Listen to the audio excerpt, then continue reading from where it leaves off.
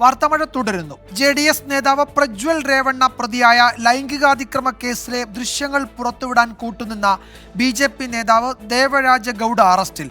മറ്റൊരു ലൈംഗിക പീഡന കേസിലാണ് ദേവരാജ ഗൌഡയെ അറസ്റ്റ് ചെയ്തത്. ദൃശ്യങ്ങൾ പുറത്തുവന്നത് ഉപമുഖ്യമന്ത്രി DK ശിവകുമാറിന്റെ നേതൃത്വത്തിൽ നടന്ന ഗൂഢാലോചനയെ തുടർന്നാണെന്ന് ദേവരാജ ഗൌഡ നേരത്തെ വെളിപ്പെടുത്തിയിരുന്നു. നിയമസഹായം തേടിയെത്തിയ യുവതിയെ ലൈംഗികാതിക്രമത്തിന് ഇരയാക്കിയെന്ന പരാതിയിലാണ് അഭിഭാഷകൻ കൂടിയായ ദേവരാജ ഗൌഡയെ അറസ്റ്റ് ചെയ്തത്. ഇന്നലെ രാത്രി ചിത്രദുർഗയിൽ വെച്ച് വാഹനം തടഞ്ഞാണ് ഇയാളെ കസ്റ്റഡിയിലെടുത്തത്.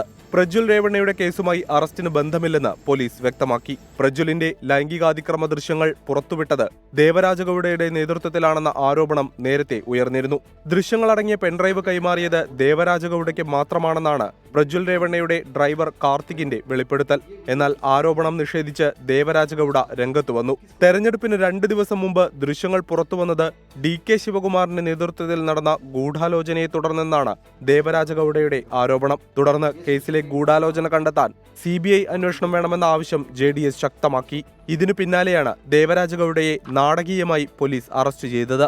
DK ശിവകുമാറിനെതിരെ ഉയർന്ന ആരോപണങ്ങൾ രാഷ്ട്രീയ ആയുധമാക്കി വിവാദത്തിൽ പ്രതിരോധം തീർക്കാനാണ് BJPയുടെ നീക്കം. 24 ബംഗളൂരു.